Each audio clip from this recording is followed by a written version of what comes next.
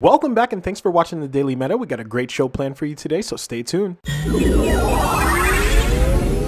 At the time of recording, the market cap of the entire cryptocurrency industry is just over $1 trillion with a 24-hour volume of around 87 billion. Dominance still in Bitcoin's favor with 39.7% and Ethereum in second with 20.1%. Here's a list of the top 10 cryptocurrencies in the market today. Bitcoin holding that number 1 spot and Dogecoin coming in at number 10. And I think also it's very much worth separating out the specific concerns around MEV boost and like the whole kind of architecture there from the broader higher level concerns of just like censorship resistance, just to make sure that like we can actually ground the like MEV boost conversation in like the software and like markets that exist today. Yeah. So with that said, Micah, do you want to kind of give a quick overview of the situation with regards to MEV boost and like the problems as you see them? Sure. I'm actually surprised we have so much time. I thought for sure you were going to find a way to pack the agenda to avoid this topic, but apparently no one else showed up. So just to preface, I do agree with Tim. We should try to keep this conversation focused on the technical stuff as much as possible.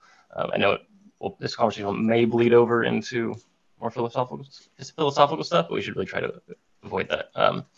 So the TLDR, for anyone who's been living under a rock, the US government recently sanctioned one of the contracts on Ethereum. So allegedly, depending on how you interpret that, US citizens are not allowed to interact with those contracts. And then some people are interpreting this in different ways. Some people believe that means that if you are a relay, you're not allowed to relay transactions. I would assume that some people also believe this means you can't gossip such transactions. There are some people who believe that you can't interact with any address who has interacted with those sanctioned addresses. There's just a very broad range of beliefs of what this actually means. No one's quite sure yet. So people are implementing different solutions all across the board. For the sake of this group and this discussion, I think the one that impacts us the most is the decision of Flashbots to censor transactions that are coming into the Flashbots relay. I think they actually do it on their builder side. I don't remember the exact technical spot where they do the blacklisting, but the functional effect is that if you send a censored transaction to the Flashbots relay, or if it sees one in the mempool, or you send a bundle to them that has it, they will just ignore that bundle or that block or that transaction, and they won't mine it. The problem, of course, is that if we kind of, I'm going to be a little vague here, but if we, launch with MEV boost and Flashbots relay, whatever that means, then it means that functionally we're launching with censorship built in from the merge. Like as soon as the merge lands, we've got censorship happening as soon as we hit the ground. Now, there are some caveats here. One, of course, miners or validators can choose to run whatever software they want. We can't stop them, and there is no way for us to functionally stop people from censoring. Two, Flashbots isn't the only relay builder. There's also Bloxroute. Bloxroute has 2 relays that they've asserted will not be censoring, and they have a third relay that they'll be providing that is not live yet, but they plan on building that will be censoring. And then there's a third party, Manifold, who claims to be building a relay, but they don't have anything to show for it yet. And so the question I think we have to answer, and this is, again, ideally, if we can answer this somehow without getting into the philosophy, that'd be great, but I don't know if that's going to be possible, is do we want to go into the merge with MEV boost and all the associated software and connections and tutorials and documentation, et cetera, when we know that the centralized entities that are going to be in control of this are providing censorship software to their users? I don't think there's an easy answer to this. I mean, I have pretty strong opinions, but even I recognize this is a complex situation, and there's not an easy and obvious answer, especially with Bloxroute, so Flashbots is a little more clear cut. Like they're only offering censorship. That's the only option. Bloxroute is a little different because they are offering the user to choose. The caveat there is that we'd be pointing users, say, hey, go check out Bloxroute, and then they go to Bloxroute, and Bloxroute is telling them, hey, this is how you undermine censorship resistance of Ethereum by running this thing. Or if you don't want to undermine Ethereum, run this thing. And so I can definitely see, some people may feel differently on either side. The other caveat I'll say before I we start discussing is that I recognize that this is the all-core devs call. I recognize it's mostly execution layer devs, and we've kind of handed the keys of the kingdom, so to speak, over to the consensus layer. So the consensus layer is in a better position to actually do something here than I think the execution layer is. The reason I wanted to bring it up is just because the merge is so close. I think there's value in getting the discussion going, and because we do have some consensus layer clients on this call, and so it's a good opportunity just to discuss and talk about it. I think that covers most of the situation. The one thing that I do want to remind anyone who's listening, no clients currently or have any plans of hard coding any specific relay into their client. The clients are only building a client that has a configuration parameter that you can fill out, or you can provide a relay, and then that relay can then do whatever it wants. And so just to be clear, no one on the Ethereum core devs is hard coding censorship in or anything like that. We're just discussing, should we kind of support and encourage these people who are building censorship tools? So that's it for now. We can start a discussion. Thanks. Yeah, that was a really good overview. Denkrad, I think you've had your hand up first, and then Vitalik. Yeah, I think first one small comment, Mika, the sanctions are nothing new, right? We had sanctioned addresses before. So I think this is an important remark, because I think Flashbots might actually be doing something stupid and shooting themselves in the foot by doing this. I can understand their behavior, but it might well be that they don't have to do anything at all, because miners have gotten away with so far, including sanction transactions, and nothing has happened. But ignoring that, I would generally agree with you that we shouldn't be going into the merge if there's only a censored option available. I think that would be a terrible signal, and that would definitely be a huge problem. But I think thanks to MEV Boost, Flashbots now open sourcing their relay, and they're being alternatives very likely from the start. I mean, that's definitely something we should ensure.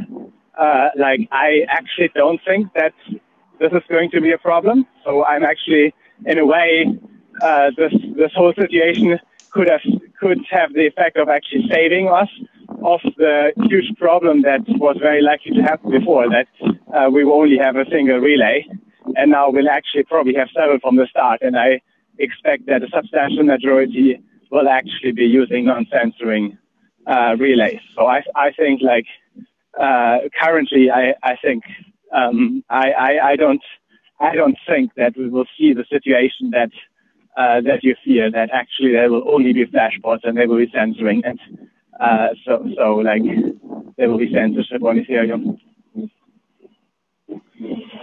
Thanks. Vitalik, you had your hand up as well? Yeah. So I just wanted to kind of give a brief, purely technical comments on the just different kinds of censorship that might happen. Right. So I think the one big nuance that it's important for people to understand is the difference between choosing not to include transactions in blocks you create versus soft forking. Right. So soft forking basically means that if there is a chain that contains transactions that you want to exclude, then you do not create blocks on the chain. You also do not attest to the chain, and you even attest to a competing chain. So you attest to the biggest chain that does not contain the transaction that you want to exclude. So soft forking censorship is not something that is being facilitated by any software that's being developed that I'm aware of today. But it is something that, in order to kind of break the Ethereum's transaction inclusion guarantees, only 51% of validators would need to participate, right? So it's a so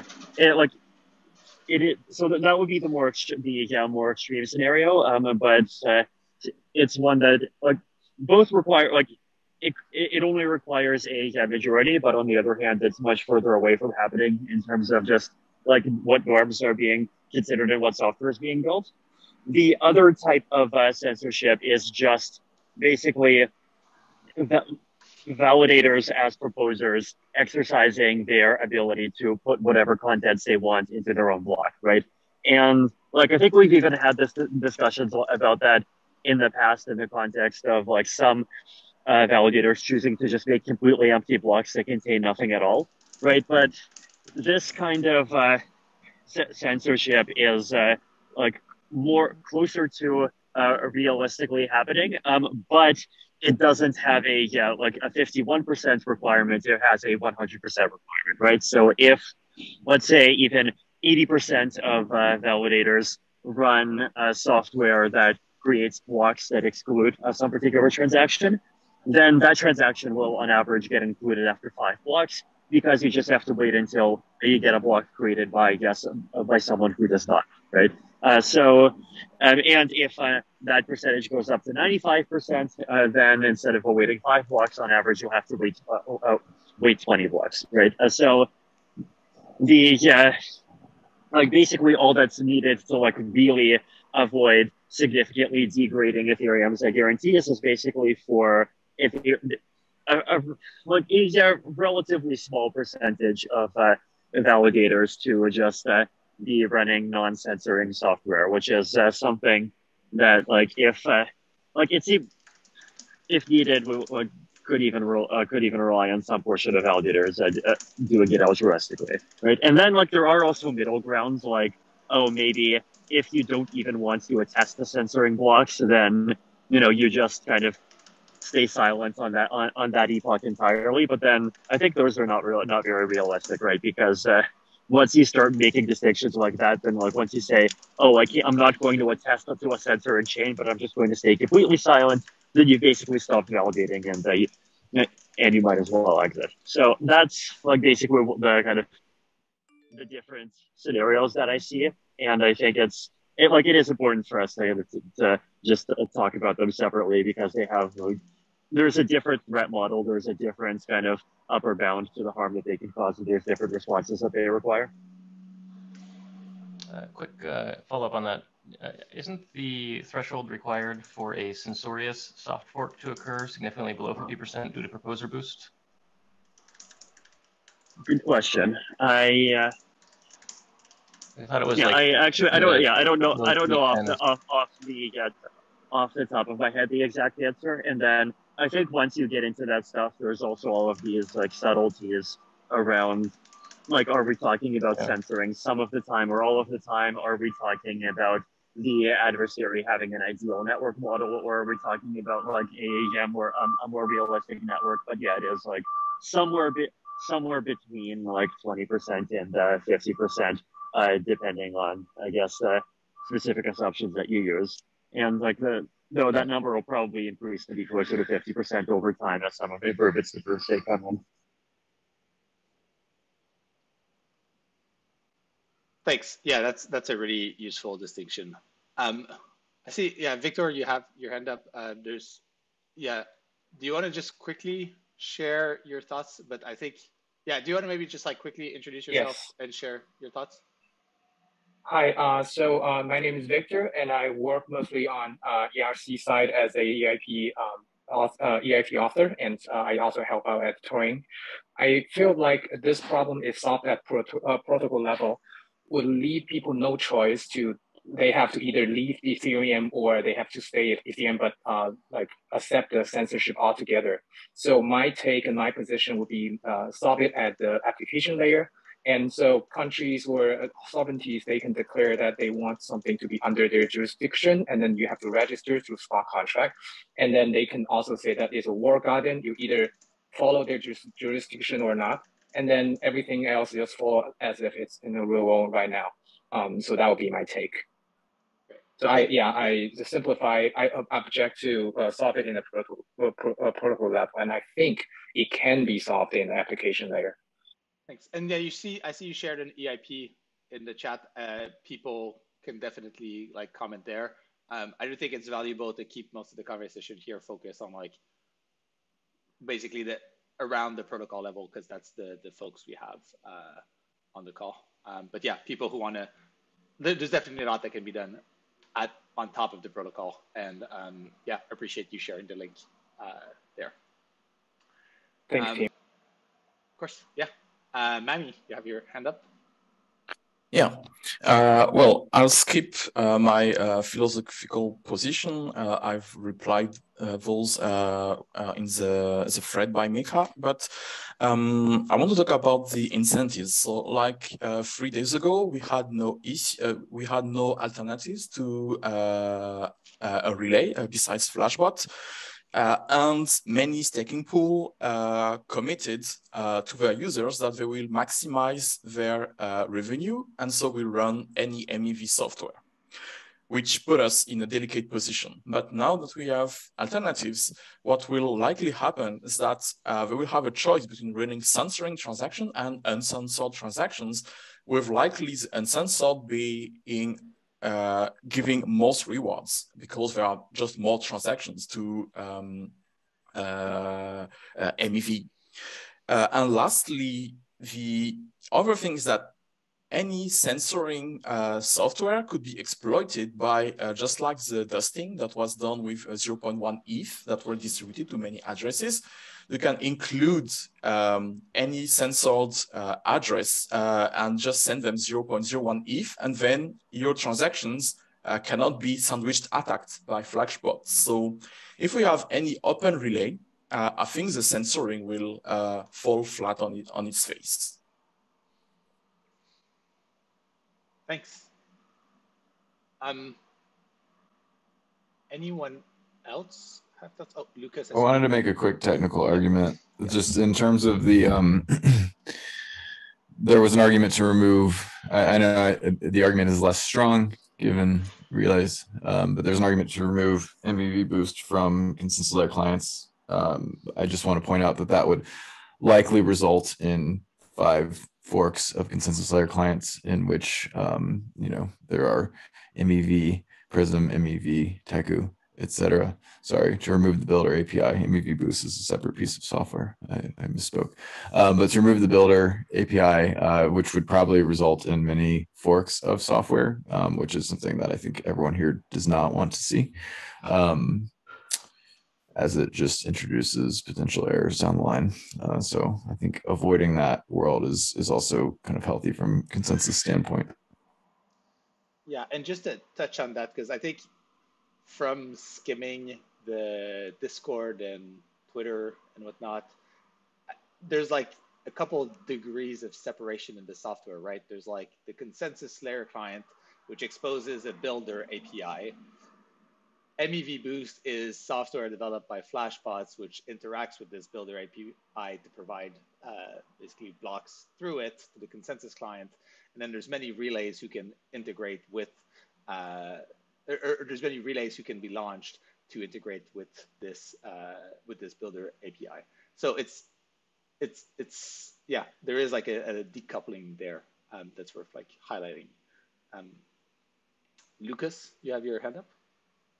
So I just want to point out that the current implementation of MEV that is running on mainnet right now is a lot less prone to censorship, because while the nodes that are building the blocks will get bundles that are censored, they still pick transactions from the mempool to fill the block out. So it's like you cannot probably censor it completely. And I don't really like that design that the whole block comes from third party and you cannot add anything to it. It's like the root cause of this problem to some extent.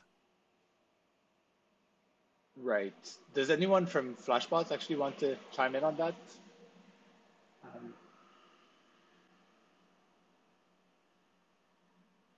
Yeah, I can speak a bit about the technical sort of design goals of MEV Boost. So it is sort of software that helps validators outsource block construction. In particular, sort of the difference that it has from the way that MEV Geth works is it enables client diversity, and it also allows solo stakers to participate in outsourcing your block without sort of introducing a trust vector. So That's the reason for having full block proposals or full block submissions as opposed to partial block submissions. I think there's some good proposals floating around to be able to augment sort of full block proposals and sort of return them to some partial block constructions, which allows validators to append those transactions to the end of an outsourced block. So, the goal with introducing those modifications is provide more granularity to the transaction types that are proposed, so it's not exclusively a full block outsourcing. Thanks. Mika, you have your hand up? Yeah, I think for me, the thing that I would like to see the most, especially now that we have a couple different relays and the Flashbots relay is open source, people can run their own. I'm less worried than when I originally posted this. I think the thing I would like to see, ideally, from core devs is just social pressure and lobbying to users to don't run relays that censor. I think the core devs have a lot of influence and a lot of power. I think a lot more than they realize they do. And so just, on Twitter, on Reddit, on wherever you go hang out, just if someone asks you, should I run MEV, tell them yes if there's a non-censoring relay and tell them no if there's not, and encourage them strongly to go use non-censoring ones. And this is especially true for anyone who's working with these big companies like Coinbase or Lido or whatever. If you're doing community outreach, I think it would go a very long way to just strongly encourage people, don't censor. Try to run things that are non-censorious. When you're recommending things to people, recommend things that don't censor transactions, stuff like that. I think that alone, combined with the fact that hopefully we'll have multiple relays, should be enough to protect us, at least until we can get PBS and something more solid in.